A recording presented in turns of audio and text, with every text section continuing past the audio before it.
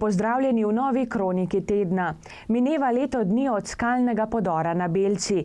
Plaz, ki se je 30. oktobra utrgal izpod skalnega podora pred vhodom v Sotesko, ki leži severno od vasi Belca, je popolnoma zasul strugo, zaradi česar so tisto noč evakuirali tudi del prebivalcev.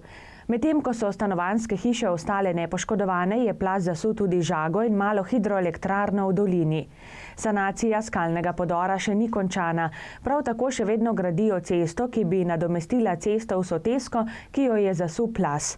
Po besedah kranjskogorske občine večino stroškov sanacije krije Ministrstvo za okolje in prostor, medtem ko občina skrbi za koordinacijo.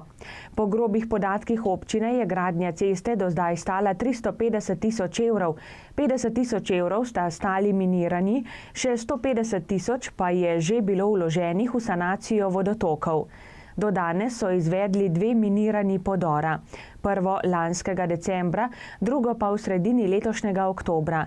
Trenutno gradijo tudi prvi del ceste, kar bo po besedah Ministrstva za okolje omogočilo neposreden dostop za izvajanje sanacije z vrha skalnega podora.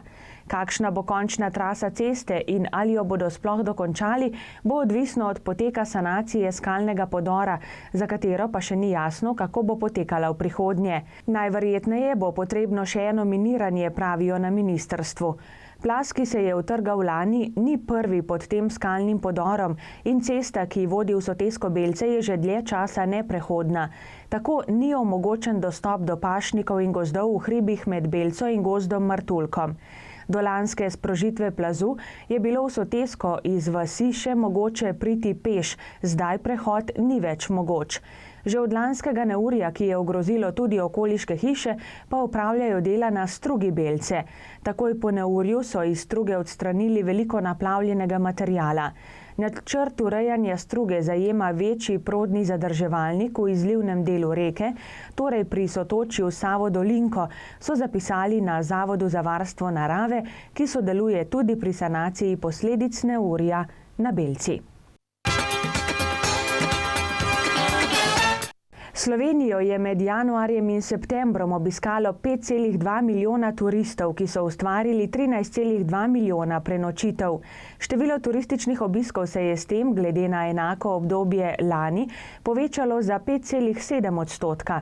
Število prenočitev pa za 1,9 odstotka, je sporočil Državni statistični urad. Število prenočitev domačih turistov se je sicer zmanjšalo. V septembru je Slovenijo obiskalo okoli 630 tisoč turistov, kar je 3,7 odstotka več kot v 9. mesecu lani. Največ prenočitev med tujimi turisti so septembra ustvarili turisti iz Nemčije 20 odstotkov, iz Avstrije 9 odstotkov in Italije 7 odstotkov. Glede na september lani se je najbolj povečalo število prenočitev nemških turistov in to kar za 15 odstotkov.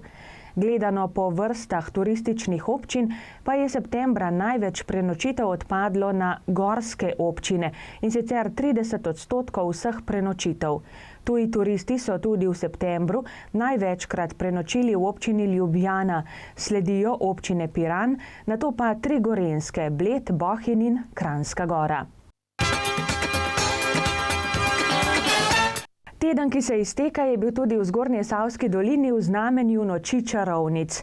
V Mojstrani so zbrani na pobudo domačega turističnega društva rezljali buče, da so bile čim bolj strašne in da so čim bolj izstopale. Delo jim je šlo dobro od rok, pri vsem skupaj pa so se seveda tudi zabavali.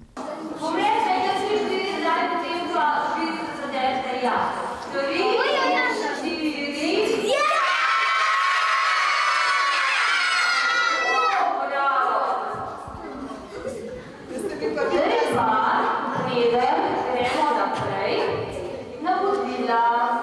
Je zato vesela, da vas je toliko veliko bučk, pa traktor, pa čarovnic, ampak mi pa bomo tako žvati.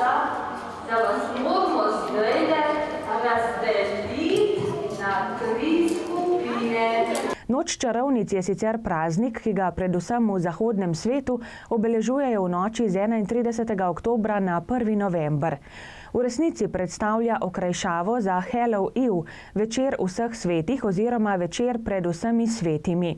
Slavi se predvsem v angleško govorečem svetu, naprimer na Irskem, v Združenih državah Amerike, v Kanadi, Angliji, Avstraliji in na Novi Zelandiji. Nekako ustreza katoliškemu prazniku vseh svetih. V teh deželah se po običaju otroci preoblečajo v različne kostume, ponavadi čarovnice in pošasti, in hodijo od vrat do vrat, kjer prosijo za sladkarije.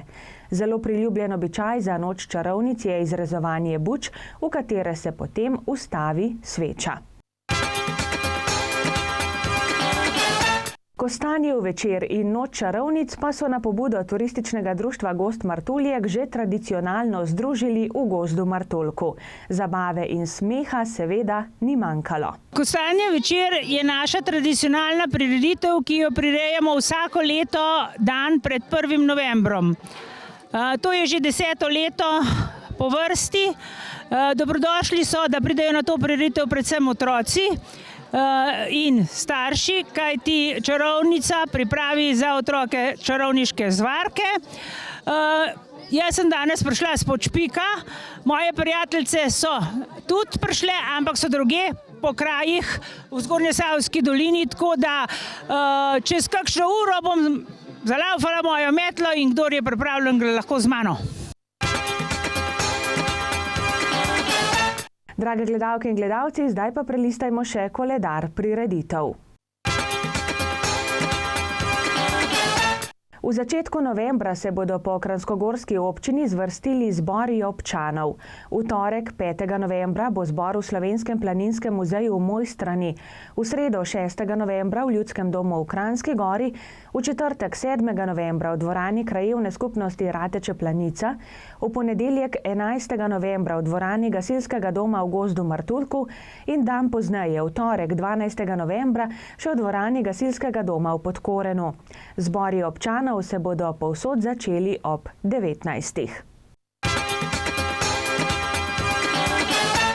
V Ljudskem domu v Kranjski Gori bo v soboto ob 16:30 na ogled otroška predstava Gusarski zaklad. V goste pride otroška gledališka skupina z Bohinjske Bele.